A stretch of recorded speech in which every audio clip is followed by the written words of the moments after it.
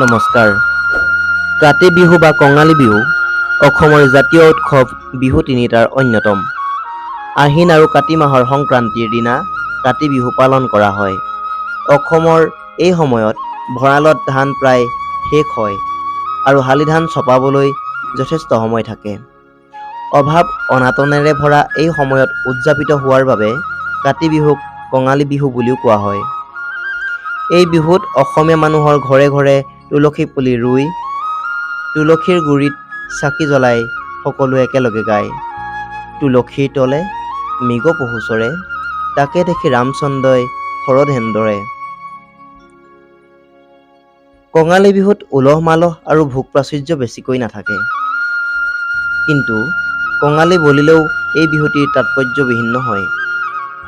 ধৰ্মীয় আচাৰ অনুষ্ঠানেৰে শৰৎকালৰ এই কাতি বিহু শৰতৰ দৰে স্নিগ্ধ সমাহিত বুলি গণ্য কৰা হয়।